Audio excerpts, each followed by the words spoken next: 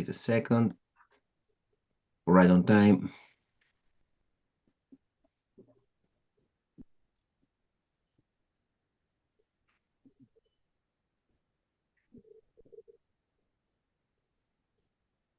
Now, wait a second. Right on time.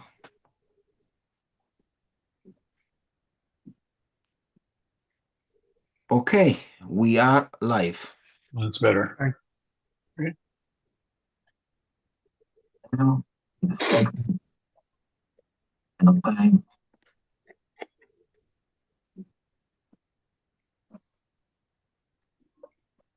Okay, guys. Now, Dwayne, I will make you the host. Great. And you guys can go ahead with the presentation. Super. Thank you. Thank you.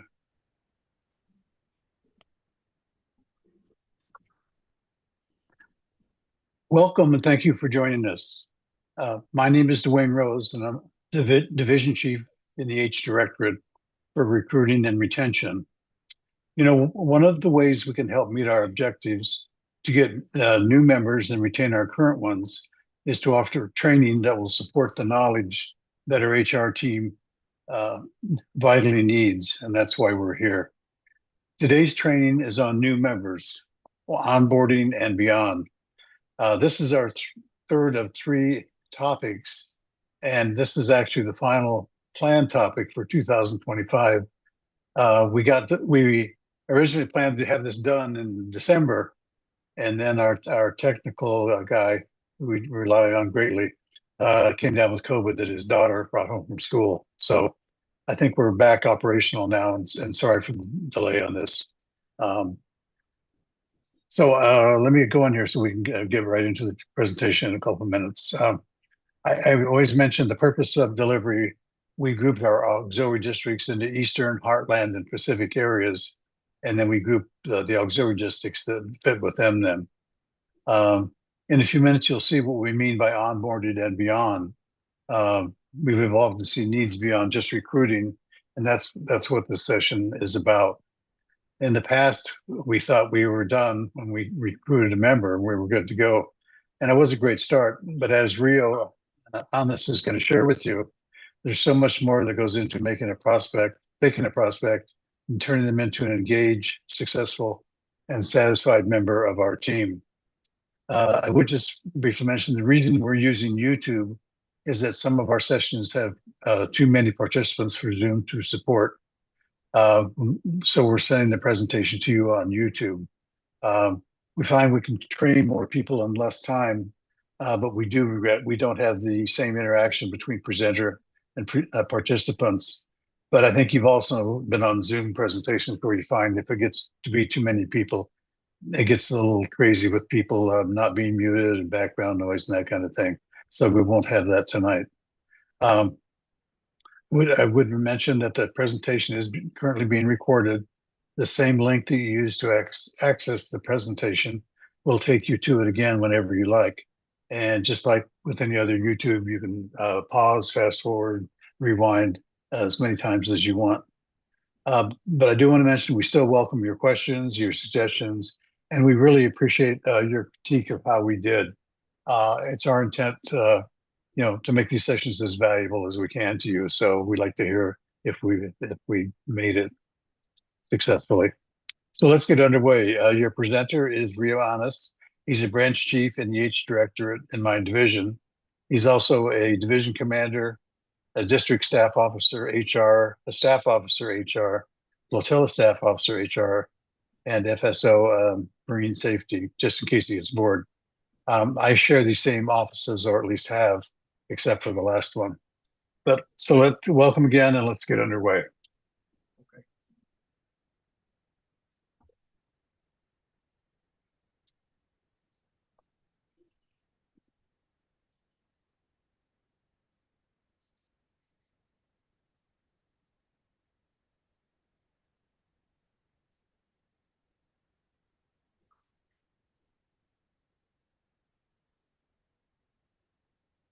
Okay, ready to get going here. Mr. Wayne mentioned, our third topic is for the new member onboarding and beyond.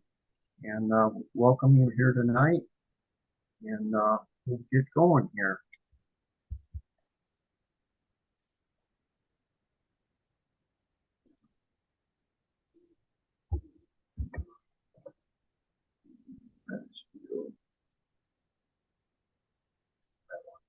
Okay. Okay, getting your new member through the onboarding process. Does it matter? Yes, absolutely does. The more efficiently and effectively we can get a new member on board in our flotillas and get them active, the better they're going to be as a new member and be successful and feel good about the organization. Onboarding is a critical phase for the new member. We shouldn't assume that we get somebody in, they're enrolled, and we can just say, here, go get your training done, and that they're going to be a complete self-starter, able to navigate their way through the different processes that we have. It can be quite a challenge, and this process really requires a full attention and guidance from our leadership, the flotilla commanders, and the mentors.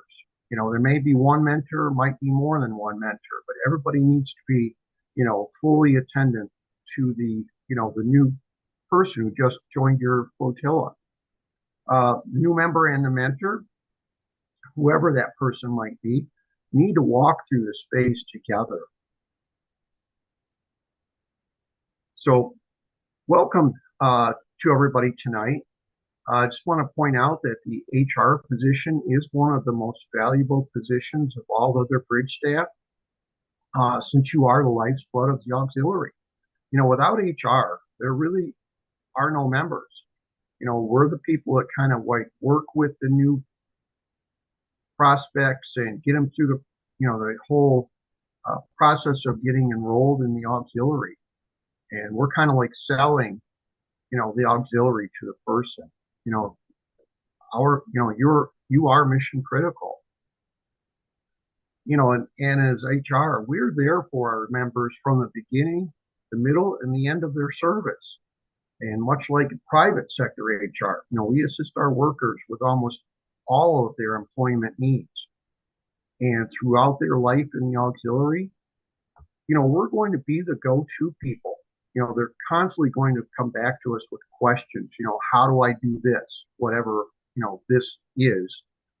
And even if it isn't particularly in our direct function, they might have a question about being a vessel examiner or, on the water crew. And maybe that's not something that we do in our position. We might do something else, but we need to be able to direct them to where they can get the help and make sure that they're getting that assistance. And consider yourself an unofficial but vital mentor. I mean, forever, pretty much, from when that new member joined. We are Team Coast Guard, Semper Paratus. A presentation note here. I know Dwayne kind of covered a little bit of this, but the content of this training is to promote, efficient and correct nationwide standard practices throughout all flotillas for the tasks that we commonly perform. It's also intended to offer, district HR officers basic vetted training materials for new officers. And we know that, flotilla commanders change every year or 2 years. You might have new HR officers that join or finance officers.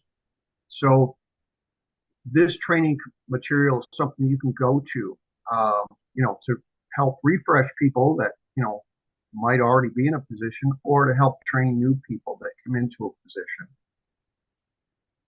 And it's also so you don't have to create a training program on your own. However, one thing we do understand is there may be differences in these standard practices between districts and DIROPs. And in these instances, you should consult your chain of leadership for direction and questions. So what's the next step? So you got a prospect's application submitted. Now what do you do? Well, keeping new member active until the enrollment notice is received is really critical. So during that kind of downtime, I guess you could call it, you want to invite them to events, and maybe it's, like a public affairs event. They're not going to be in a uniform, but they could still join and see what's going on. Or any other kind of event. Maybe it's, well, obviously, a fellowship event would be great. Keep them involved in flotilla meetings. Provide training related to their interests. And we know that there's training that they can accomplish even without an employee ID number. But what else can you do? I mean, you can think of many different things.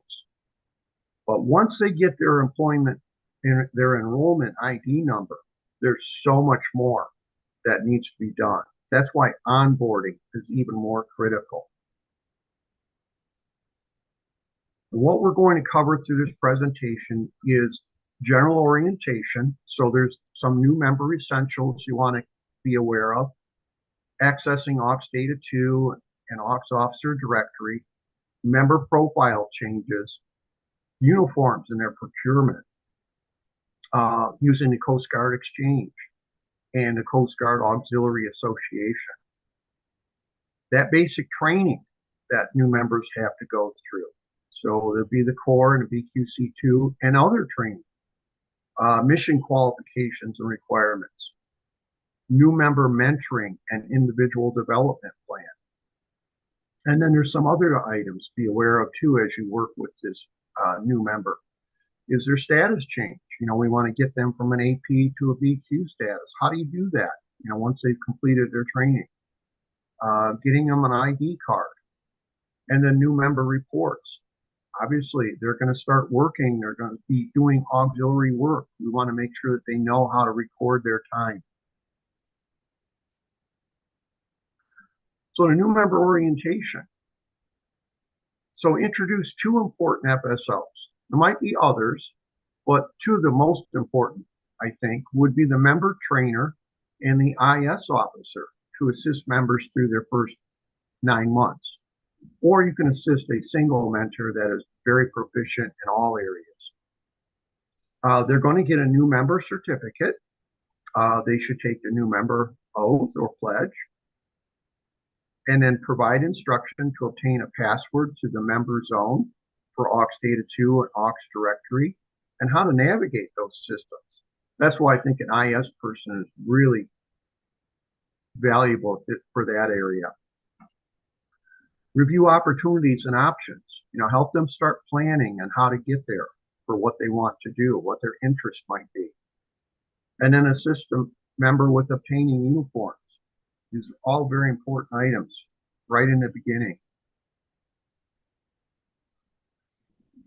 So all members should receive a notification from DIROX. Welcome to the auxiliary. Here's your enrollment ID number. And they should receive a new member certificate. I know in Great Lakes District, DIROX will send out that email welcoming them. There'll be a copy of their certificate attached to the email. And notice that the original is being sent through Postal Service. So once you know your new member has been enrolled, make sure that you check with them that they have actually received their original certificate in the mail. That's a very important thing for them. So let's make sure they have it. And if they haven't received it within a couple of weeks, do follow up on that so they can get it.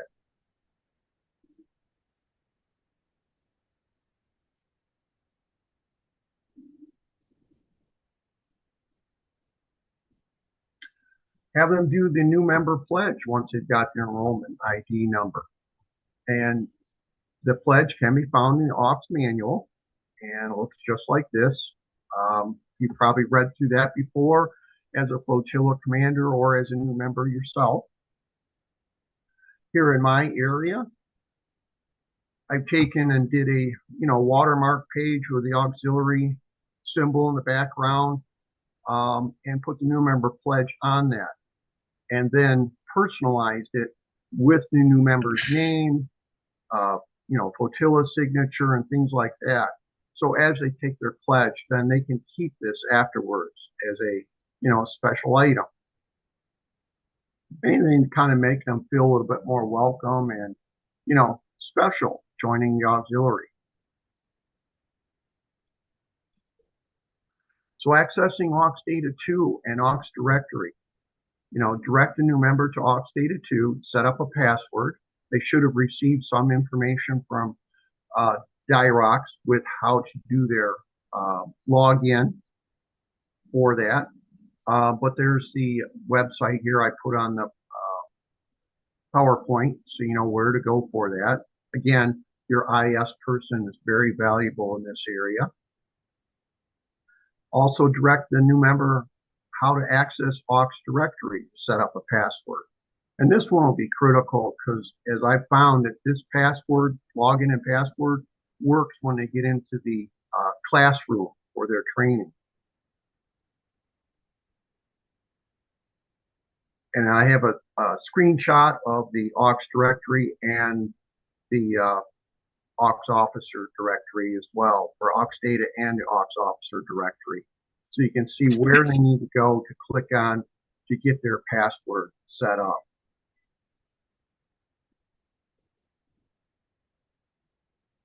Now they've just joined the auxiliary, but maybe there's something they needed to update.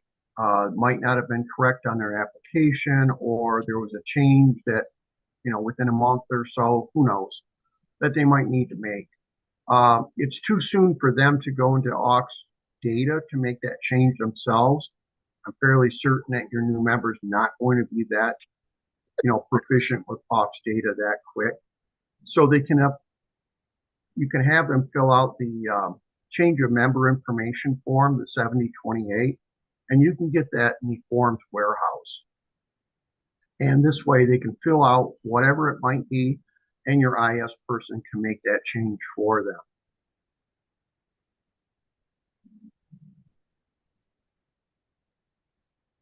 New member uniforms. So new members, they really do need assistance with obtaining uniforms and actually deciding which one to start with. And this can be quite frustrating for new members. So we really need to help them with how to get uniforms, what uniform to get, what are the different parts that go to the uniform.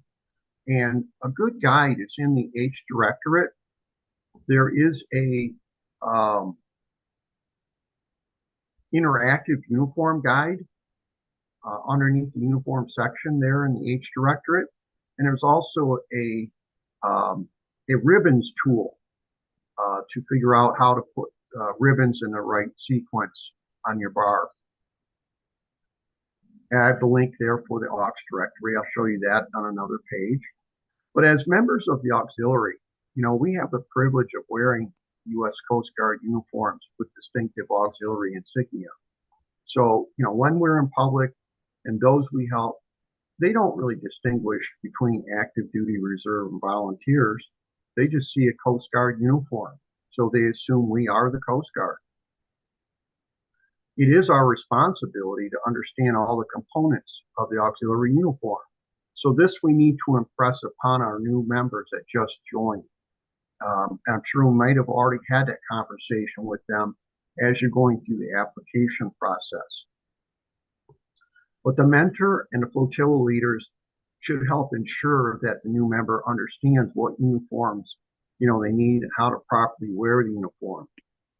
And you can click on the uniform icon that is in that H Directorate website, and it will take you right to that interactive uniform guide. It's really kind of a nice feature that is in that H Directorate. They use a lot of those icons that look like books or clipboards, and you'll see more of them as we go through the presentation. But remember, it's our responsibility to properly represent the United States Coast Guard, especially when we're in uniform. So clicking on that icon, this is what you'll see, the interactive United States Coast Guard Auxiliary Uniform Guide. And there's different parts in this area as well. So if you click on a drop-down tab for most utilized uniforms. One of them you'll see you could pick is a tropical blue uniform. And so this picture here has arrows and it gives a nice description of each piece of uniform. And obviously the picture shows the combination cap, but the garrison cap is mentioned in the print as well. I know this is small. It's not meant for you to read here. It's just giving you the picture of what you'll actually see as you're in that H Directorate site, and you will be able to read it there. And you can go through this with your new members so they can see it. Again, on the most utilized uniforms, they have a drop down, and the ODU is one of the uniforms you can see. Also has the alternative work uniform. So this really nice program here. Also within that, there'll be a tab for uniform procurement. So where do you get the uniforms? So each of these blue bars here will take you to wherever you need to go to get different uniform pieces. First bar is Auxiliary Center. And just for the Coast Guard Exchange, I did that one just so you can see where it takes you. So here's where the new member will need to set up, their login for the Coast Guard Exchange. And remember, when they're going through their setup, if you help guide them through this, they'll need to check a box for Coast Guard Auxiliary and add their employee EID number. And that way they can actually get to the uniform section once they're in this program, this website. For my members in my flotilla, I actually, when they join and I'm working with them to get uniforms, I also kind of created a shopping cart within the Coast Guard Exchange. And so for the tropical blue uniform, I picked all the pieces that they would need to have, so they could see what the item looks like on the website and what the description is, so they can easily search it. I know the prices might be a little off, but it helps guide them where they need to go. And I did a slightly different shopping cart for ODUs so they can see the different parts of that uniform too.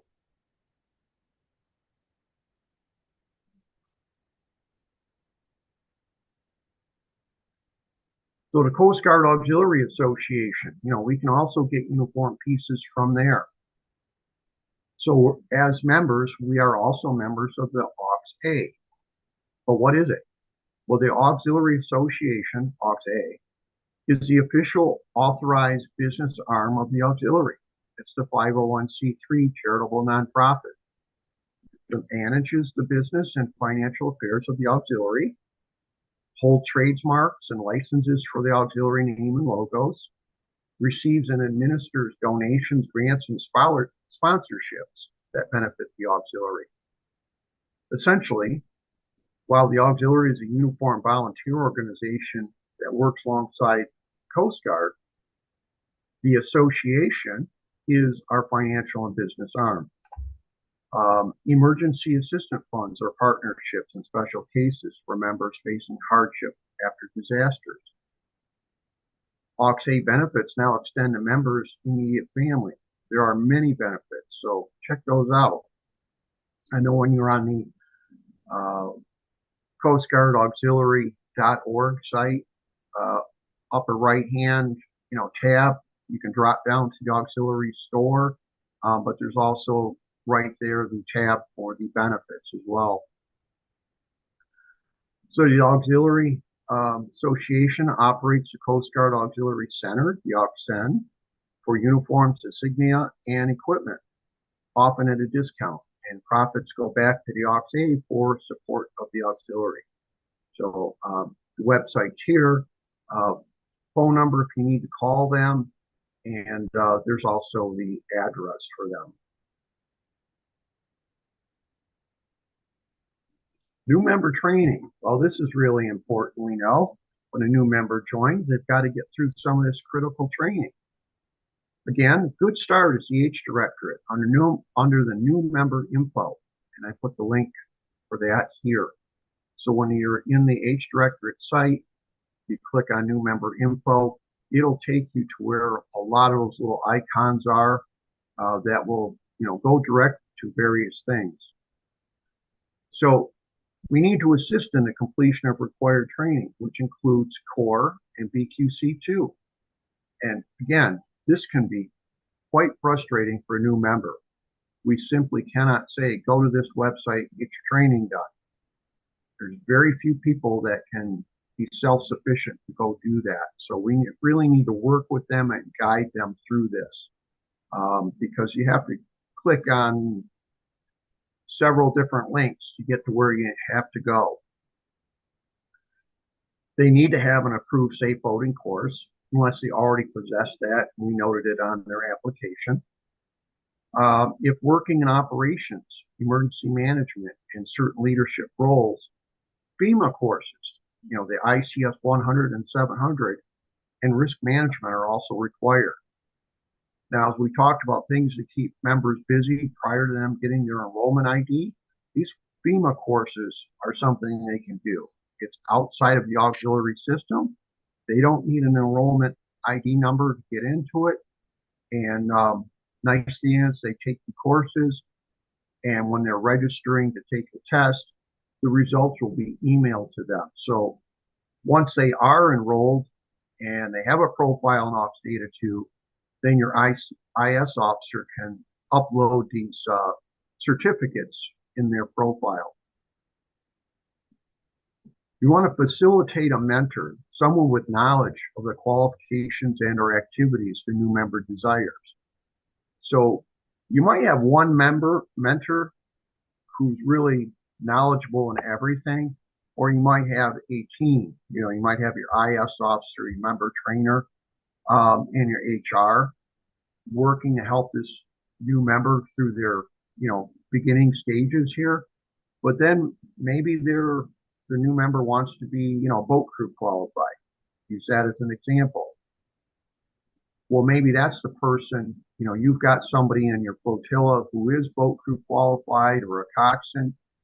That would probably be your best person to be a mentor for that particular mission.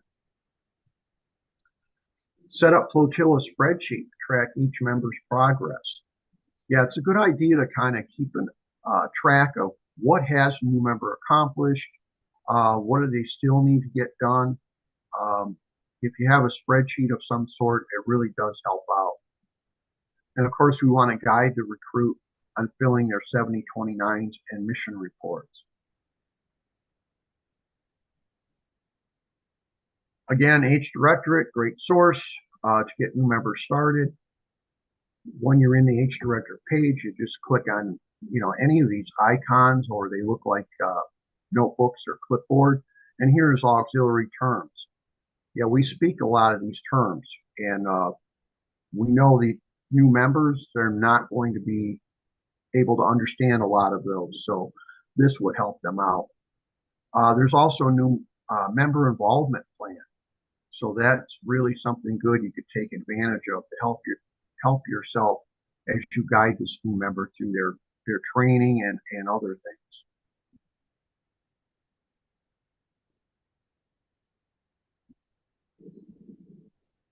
So new member training. So again, we need to get them through the core training. And just like the active duty, reserve, Coast Guard, auxiliary members are also required to complete the same core training. And even in the private sector, a lot of these topics here, I call them HR topics, but in most businesses out in the private sector, annually they have to go through computer-based training, which hits many of these same topics. So it's nothing that would be out of the unusual for anywhere. So we have various topics here. All of them are renewable every 5 years, and ethics is the only one that's a one-time only. And so clicking on this icon in H Director will help take the new member right to the area to get this training. Each course does require an enrollment key, which is available on the Training Directorate website. But as I said, if you click on this icon, it will take you to that training directorate website. Or I put the web link down there for you to follow as well.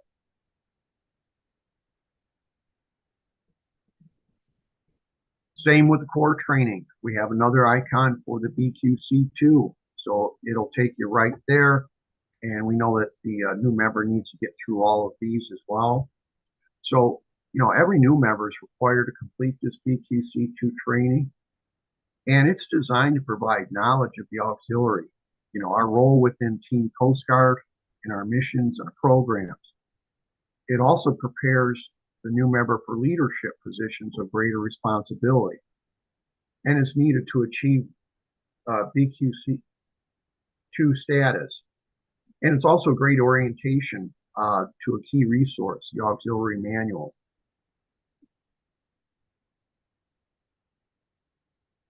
So clicking on the icon will take you here. And this is where the new member can then log in to get set up. And I found just clicking on this blue sign up and in with the auxiliary, this goes, you log in the same way you do for the aux officer directory. It uses the same login and password. So that's kind of nice. You don't have to set up another password. And just in case the session times out, which it does, it gives you different appearance on the page. And again, they just click the sign in with aux, Uscg aux, and that goes to the actual login. So instead of using another password, which is kind of like confusing, they might try to set up something new, and they don't really have to. Just hit the sign in with the Uscg aux, and it'll take them to the regular sign up page. So required training is vital to the success of members. It's mandatory for a reason. And the sooner it's done, the members possess knowledge they need. Members that are slow to obtain tend to be less engaged, active, and less satisfied with the auxiliary. So we really want to get them through this training as quickly as we can and get them on to doing the things that they enjoy, whatever their interest might be. Most important attribute for a new member is a can-do attitude. We can teach the skills, but they have to bring the attitude and the desire to want to get through all the necessary things that they have to, so they can be part of the Coast Guard team. Many districts reward members that achieve their required training, that get to the BQ status within 30 days, and it's really not that hard. Some members can do it in 2 days, some can get it done in a week, so less than 30 is really pretty easy. In our Great Lakes district, our Commodore actually gives out a challenge coin to new members that achieve their BQ status within 30 days. So that's kind of a nice thing to get a challenge coin from the Commodore. So check and see what your district does or can do. And maybe it's just a certificate. It could be anything. Kind of a reward to get people through the training is really a nice thing to do. So a new member may already have an interest to pursue, or you may assist them to identify one. When you're in the H Directorate page, as I mentioned already, you get these nice little icons, and you can click on any of those, and it'll give you a profile of what that mission area is and what it takes to accomplish that. And you can go through that with a member, exploring what they'd like to do. And as an example, I clicked on the vessel examiner. So it's nice. It kind of even gives you what the ribbon looks like that they can earn, the goal, the program prerequisites, and work requirements. It'll take you to National Testing Center for the exam. So it's really kind of nice. It gives you everything you need as you're going through that with a new member. And there's many others.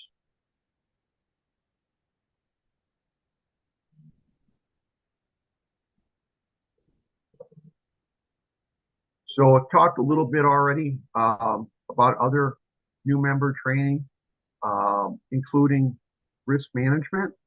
And there's also the little icon, clipboard for the risk management. So that's easy to get to. And I already talked about the FEMA independent study courses. And that's also within the training directorate. And you can get through many of the FEMA courses there.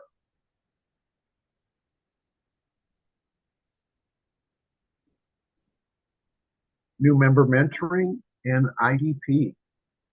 So this program, this PowerPoint here, we're talking about getting a new member, onboarded, getting through their orientation and all the resources you have available to work with the new member. We do have, or working on another presentation that will really go in depth to mentoring, but this one is not about that. However, we touch a little bit about the mentoring. So getting a new member, helping to mentor the new member, as a mentoring guide. And we have a link for that. Mentoring is a traditional method for orienting and training, those new to the Coast Guard Auxiliary, as well as a valuable means for supporting the development, even accelerating their professional growth of experienced employees, middle managers, and executives. This mentoring guide is a 20-page document which includes an IDP, which is Individual Development Plan. I have a link for the mentoring guide here too. Tracking the training. This is an example of something you can have to track the training for your new member. I got this from District 13, and I thought this was nice. So, good example. I have had people request this, so I've sent this on to them. So any way you want to go about keeping track of your new member, how they're progressing and what training they've accomplished, whatever you can do for that is up to you. But if you like this, I can send that on.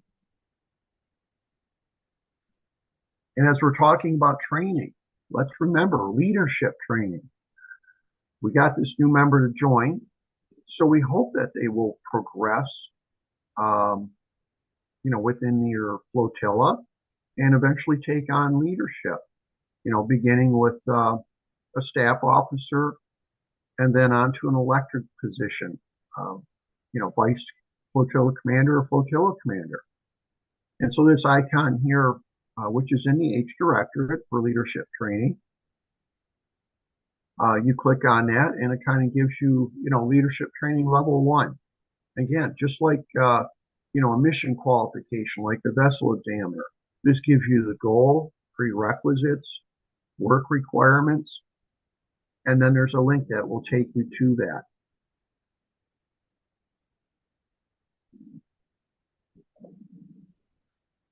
So you got your new member, they've gotten through their training, and they initially come in as AP, applicant pending. So they got their enrollment ID, and that's where they start. They get through their training, and now we need to get them to BQ status. And that is accomplished if they have a boating safety certificate. If they don't have that yet, and really I hope that they do, but if they don't, they would actually be IQ status. So verify with your chain of leadership for the correct method of getting, your member from AP to BQ qualification. It might be a paper form in your district, or it could be an online form. In Great Lakes District, we have an easy online form that is obtained right on our district website. The flotilla commander actually fills it out and hits submit, and it goes up the IS chain, and change gets made. It's pretty easy form to use. In some qualifications, you might need to submit proof um, for the core and BQC2 requirements, but generally not. They are in the Aux Data 2 system, so it should be verified very easy. But again, check with your chain of leadership the correct method of getting, someone from IQ to BQ change. So if they had not had their boating safety certificate, they'll go from AP to IQ. Then you may have to submit a copy of their boating safety certificate, get them from IQ to BQ.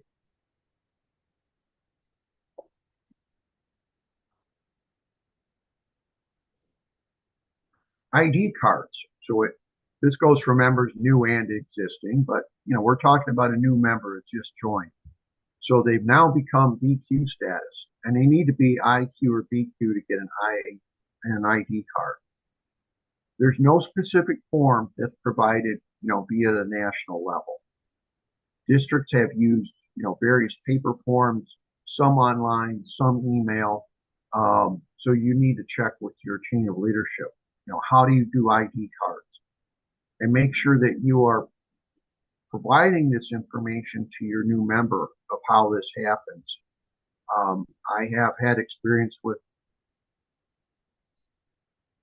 members coming to me from outside my district, even asking me how to get an ID card. And they've gone through Googling, which is not a good way of finding information, but they Google an ID card and it's not working for them. And so they get frustrated. So make sure that you are providing them the direct way of how to get an ID card.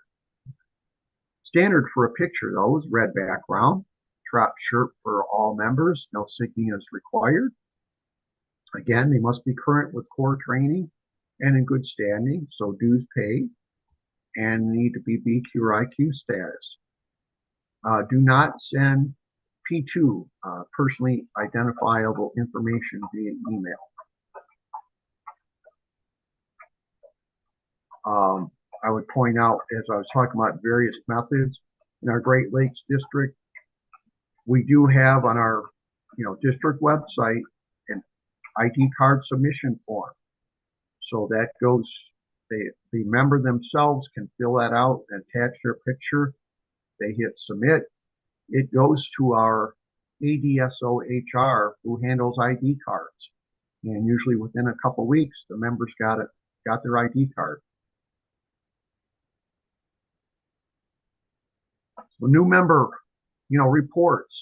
So as we're getting our new member, acclimated to the systems, and they're getting involved with completing their training, maybe they're attending, different events, public affairs or something where they're doing submission hours. We want to make sure that they're actually getting their time in and know how to do that. Again, they're early in their auxiliary life, so they may not have proficiency with Aux Data 2 yet. So they can use the standard 7029 online form. This will work, and if they hit submit when they, fill it out for a month, it'll go to their flotilla IS officer who can, upload the information into their Aux Data 2 profile.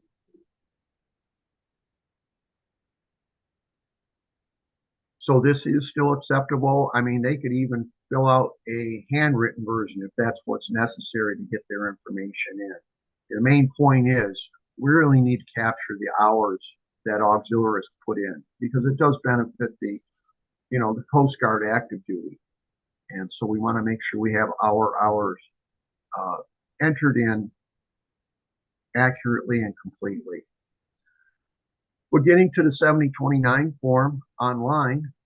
It's their same member ID and password as they've already had set up through the Aux Officer directory, so that's nice. They won't have to create something new. And they can get this through Forms Warehouse, and it's on the left-hand side, and they hit the 729 form access, and then the version 1.1.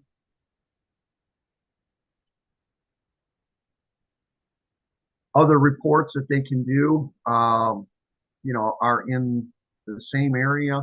They hit PDF forms or e-forms. They'll find them, like the 7030 or 7038 or 7046. These are all PDF forms. They do not work by hitting submit, though. They must be saved as a PDF form and then emailed to the IS officer as an attachment. Again, once they've gotten proficient in AUX Data 2, hopefully with training from your IS officer, they'll soon be able to do these entries through that system and not have to rely on these forms. So what we've covered tonight, again, was the orientation, new member essentials, accessing AUX Data 2, AUX Officer Directory, member profile changes, uniforms and their procurement. You get those from the Coast Guard Exchange, Coast Guard Auxiliary Association.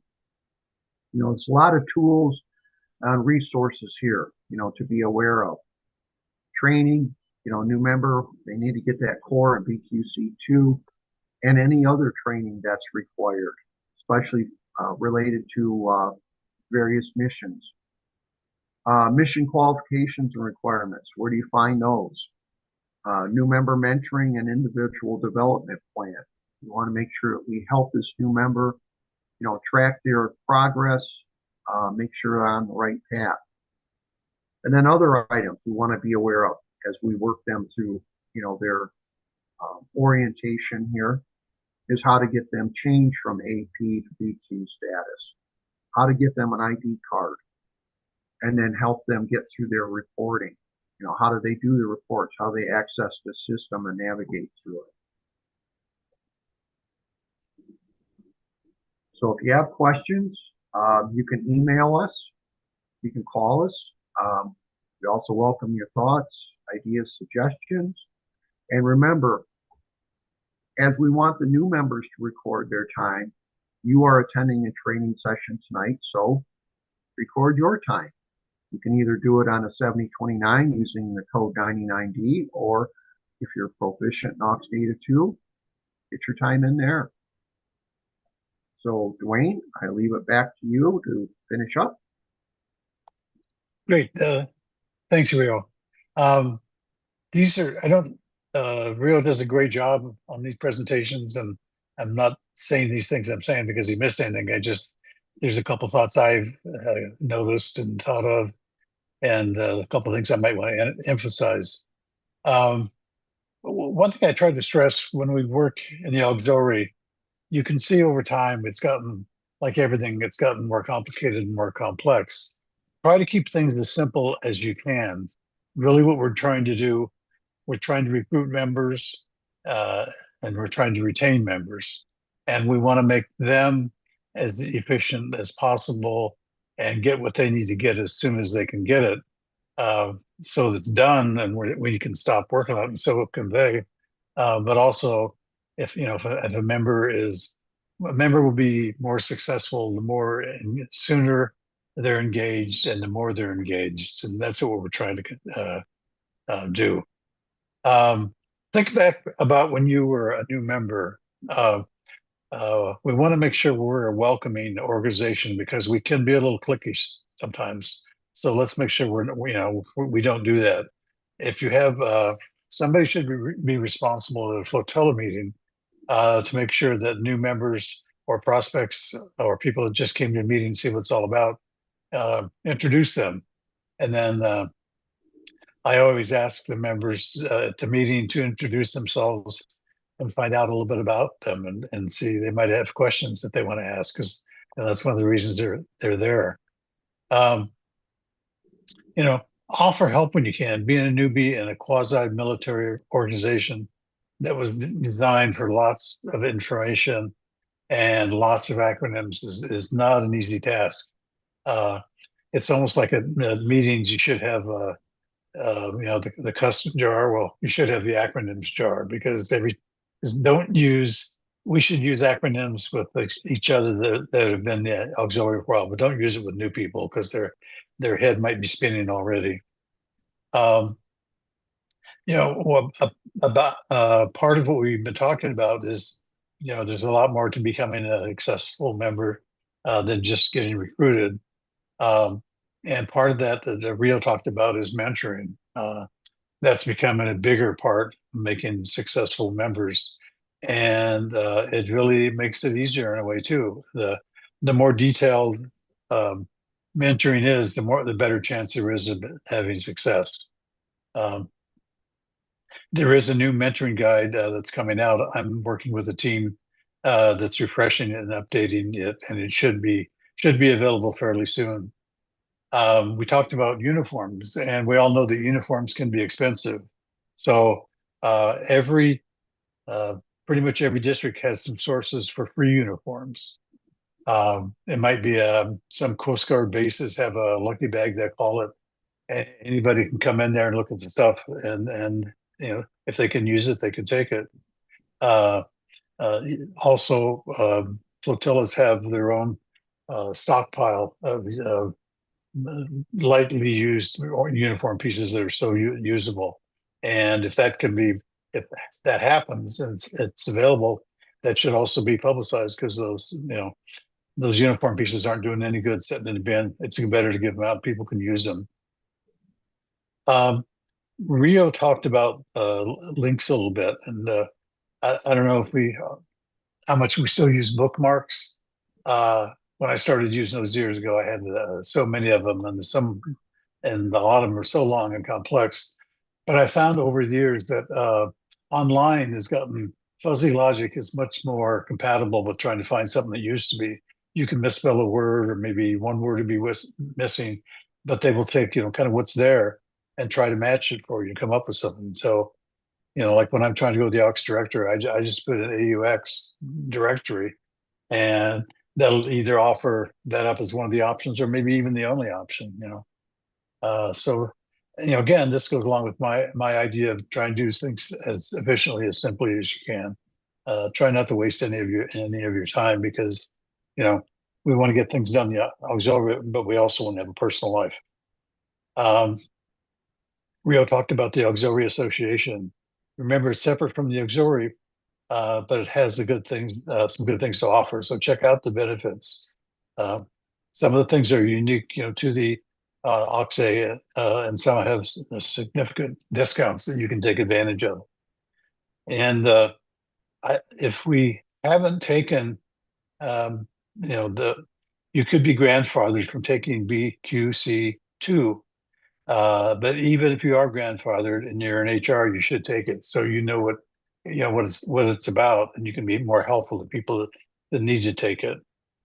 Also, there's resources that are available to you. Um, if you're a flotilla staff officer, or even a division staff officer, make sure you use your DSOHR, because they've probably been doing this longer than you have, and most of them are very willing to help you. And I'm not sure if you have a relationship with Dirox or not, but if you do, a lot of them are very helpful. Uh, they're busy, but value their time.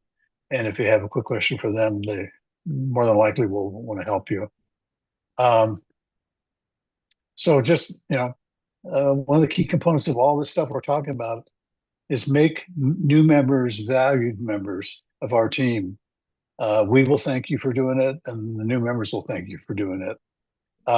So that's really all I have. Just as Rio said, we'd love to answer any questions people have. You can email us, you can call us, you can even text us, and we would really appreciate hearing what you think of the session. Just we'd like to know if you liked it and if you thought it was helpful, but also if you had any suggestions. So that being said, I'm going to let you go. I'm valuing your time, and we're getting you out of here in less than an hour. So have a great year, 2026. Let's try and improve our recruiting and our retention, and let's do some great things. So I'm going to terminate the session now. Remember, you can go back at any time and use that same link that was in the invitation to revisit the presentation. So we will see you all soon, and take care.